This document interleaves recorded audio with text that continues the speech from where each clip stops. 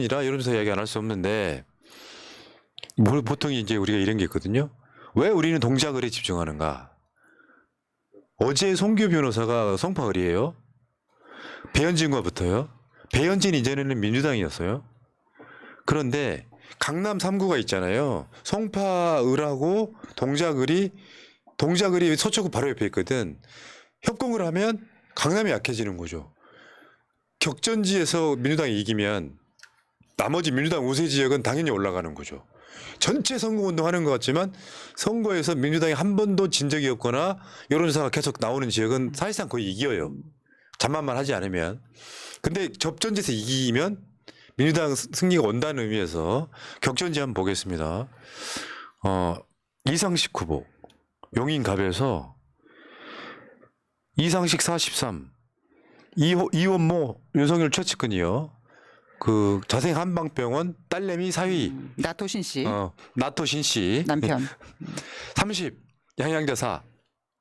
지금 제3지대는 완전 죽었어요. 양양자면 그 저쪽에 대표 선수고 현역 의원이잖아요. 완전히 죽었고 이상식 후보는 모르는 사람들 많죠. 근데 적극 투표층에서는 50이 넘어가 버려요. 50이면 당선이네요. 그러니까 이원모는 검사 출신 일개 나부랭이에 가깝고요. 뭐 이상식 후보는 부산 대구 경찰청장 했을 만큼 경찰대 수석 입학에 지금도 그런 이야기들을 하잖아요. 이럴 거면 검사가 될 걸 왜 내가 경찰대를 갔을까? 그러니까 경찰청장 바로 목전에서 그만두신 분이 그 검경 대결이 선사가 됐죠. 이 격전지였다고 말씀드린 이유가 이전에 국회의원이 정찬민이라고 국민의 힘이었습니다. 구속됐잖아요. 그래서 민주당의 용인갑의 민주당 지지자들이 이상식을 보고 찍는 거예요. 저는 이 선택 잘 됐다고 생각해요. 권인수 후보였으면 이렇게 안 나옵니다. 그렇죠. 냉철하게 말해서. 그 지금 경찰 출신들이 어떻게 보면 좀 주목을 받는 게 경찰 탄압이 있었잖아요. 일단 경찰국 신설하고 이런 문제가 있기 때문에 그것도 잘못 깬 단추였죠. 네. JTBC가 지금 보도하고 있는 걸 말씀드리고 있어요. 자, 다음에 경기 부천을 서른이 나오는 경기 부천을 보세요. 이번에 후보가 된 김비표 변호사 45. 서초에서 쫓겨간 박성중이 25. 39. 서른 씨, 한 자리가 뭐냐 한 자리가. 내 말은 뭐냐면 당신들이 잘나서 국회의원 된 게 아니야. 민주당 배지 떼거나 아무것도 아니라는 걸 보여주잖아. 근데 5선씩이나 했어. 지들끼리 앉아가지고 이재명 어떻게 구속시킬까만 연구하고 있었다고. 날려버려야지. 종로로 한번 가보겠습니다. 같은 JTBC입니다. 곽상은 39, 최재형 33, 금태섭 4. 지금 제3당은 안 돼요. 장사가 안 되고 있어. 아니 개혁신당은 모두 다 4%씩 나오네. 양양자 4%, 금태섭 4%다 죽겠다는 건가요? 제3당은 사실 조국 혁신단 나오면서 다 찌그러지고 있어요. 의미가 사라진 거죠. 쟤네들 뭐 윤석열 심판 이런 것도 안 먹히고요. 쟤네들은 오히려 이재명 대표를 비판하는 쪽이 훨씬 가깝고요. 그래서 지금 이준석이가 제대로 싸우려면 윤석열과 각을 세우는 게 지금이라도 늦지 않았다. 난 이렇게 보고. 둘이 합쳐봐야 곽상원한테 안 되잖아요. 이게 제가 이런 게 있어. 이런 격전지라고 이야기하는 곳에 민심 흐름을 보면 간단하게 보시면 됩니다. 용인정에 이현욱이라는 훌륭한 후보가 나왔지만 이현주가 되는 이유가 그거예요. 싸워라. 사람들 머릿속에는 윤석열과 싸우라고 하는 건데 그렇죠. 거기는 완전 국민 경선이었단 말이에요. 5만 명한테 전화한 완전 국민 경선이었다고. 그 여론은 이현주를 더 기억하고 있는 건 뭐냐. 윤석열 빨리 끌어내리라는 그렇죠. 뜻이에요. 근데 여론조사 분석해보면 되게 지역들이 다 똑같습니다. 흐름이. 장만 봐도 윤석열이 끌어내려야 될 이유가 차고 넘칩니다. 지금 물가가 정말 미쳤습니다. 자, 그리고 이 여론조사 얼마 전에 갤럽이 유수원 의뢰로 했던 여론조사 한번 보세요. 여기서 나오는 이재명 대표 지지율이 여기서 제일 적게 나오는 거예요. 45대 41 원희룡하고. 나머지 어쨌건 간에 이 격전지라고 말하는 곳에 다 민주당이 이기고 있지 않습니까? 부산에서도요. 부산에서도. 격전지라고 불릴 만한 곳은 다 민주당이 이기고 있어요. 저거는 전화 면접 여론조사이기 때문에 여러분들이 봤을 때 저보다 훨씬 더 차이가 많이 날 거예요. 갤럽 여론조사라는 걸 참고하시고요. 갤럽은 전화 면접만 조사합니다. 사람이 직접 물어봐요. 그리고 우리가 제일 싫어하는 보수 여론조사라고 말하는 조원 CNI도 이렇게 나옵니다. 여기는 자동응답이에요. 민주당 찍겠다 46.8, 국민의힘 찍겠다 40.5. 자동응답이긴 한데 여러 가지 그러니까 그 여론조사 시간이라든지 여러 가지 스킬을 써서 최대한 민주당을 적게 나오게 노력하는 느낌이 있더라도 민주당이 이긴다는 거예요.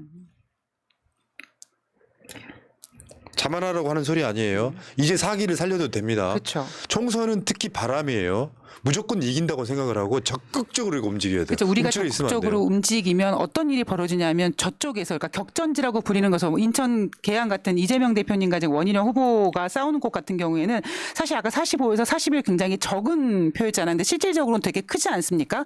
이게 범위차가 크면 클수록 저쪽이 포기하게 되는 거죠. 그러니까 우리가 사기를 지금 최대치로 올릴 때라고 생각합니다. 제가 여러분들 기억해 두세요. 아마 메모장에 써두세요. 유삼룡 후보 나경원이 이깁니다. 저도 그렇게 생각합니다. 흐름을 보면 네. 그게 눈에 잡히는 거거든요. 이따가 동작갑의 김병기 의원 나오시는데 흐름을 보면 유삼룡이 이겨요. 왜? 장수가 지금 신이 나서 파이팅하고 있잖아요. 무조건 이기는 선거예요. 제가 여론조사 나중에 총선 코앞에 있어서 분명히 뒤집을 겁니다. 지켜보십시오. 경기 시흥을 저기는 지금 한길리서치하고 인천일보 경일방송이 한 여론조사인데 저기는 뭐냐면 조정식 사무총장이 선거 사무 봐라 해서 그 민주당 김윤식 전 시흥시장을 날려버렸단 말이에요. 그래서 저쪽이 데리고 가서 김윤식이를 공천한 지역이에요. 조정식이 김윤식을 20% 앞서고 있잖아요. 안 된다고. 저쪽 애들 안 된다고. 500명 조사하면 이렇게 되는 거고. 그 다음 인천 부평갑 노정면 앵커가 나오는 것이죠. 여기는 그 당시에 민주당 국회의원이었던 이성만 후보가 나오는 지였고요. 근데 한번 보세요. 민주당이란 타이틀이 얼마나 중요한지 보일 거예요. 노정면 46.4, 국민의힘 35.3, 무소속 이성만 0.9밖에 안 됩니다. 열심히 싸우신 분인 건 맞는데 민주당 타이틀을 쓰면 사실 의미가 없다에 가깝습니다.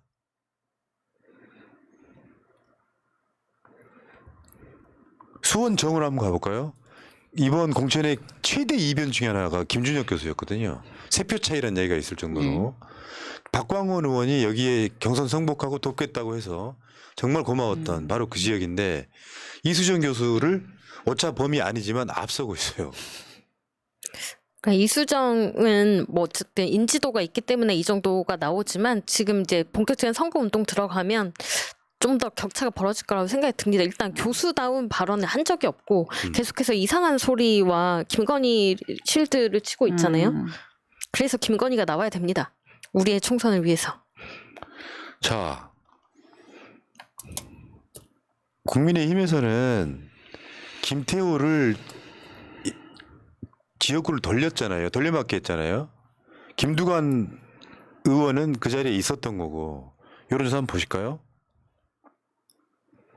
코리아 리서치 MBC는 동점 43. 엠브레인 퍼블릭 YTN은 34대 41 김두관 승. K스텔 리서치와 조선일보는 41대 39. 완전 개처박빙인데 저는 이거 5% 이상으로 이긴다고 봅니다. 이 지역도. 지금 상황에서. 왜 그러냐면 여기에 이 모든 여론조사가 전화 면접이에요. 그러니까 여러분들이 전화 면접이냐 자동응답이냐를 고민하실 필요도 없이 전화 면접은 민주당한테 불리하게 나올 수밖에 없어요. 상담원이 물어봐요. 윤석열은 폭정을 해요. 다 말을 못해요.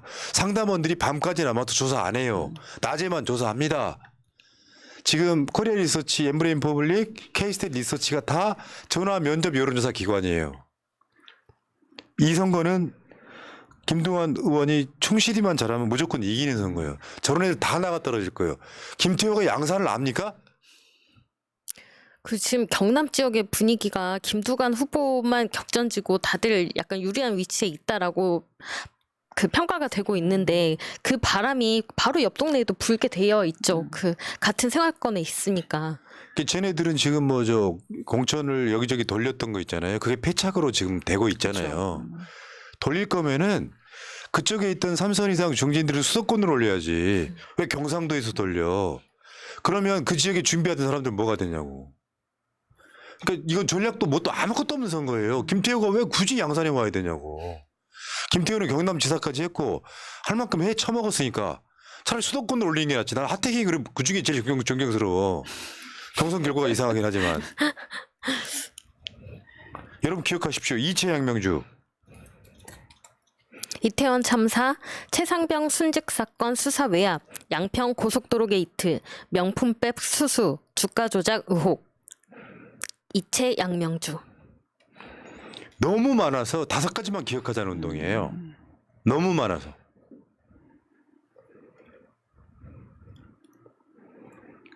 민주당이 지금 최근에 발표한 5대 국가 비전도 한번 읽어드리겠습니다. 국민의 삶을 지키고 위기를 극복하는 5대 국가 비전. 출생률 회복을 위한 출생소득 종합정책 추진. 물가 상승률 2% 관리 서민의 삶 지킴이. 성장률 3% 회복 경제 제도약. 혁신성장 4대 강국 미래 전략산업 육성. 코스피 5천 시대 준비. 민주당표 밸류업. 이런 비전을 보여줘야 찍지 민주당을. 어제요 국민의힘이 그 국민의 미래라고 하는 위성정당 있잖아요.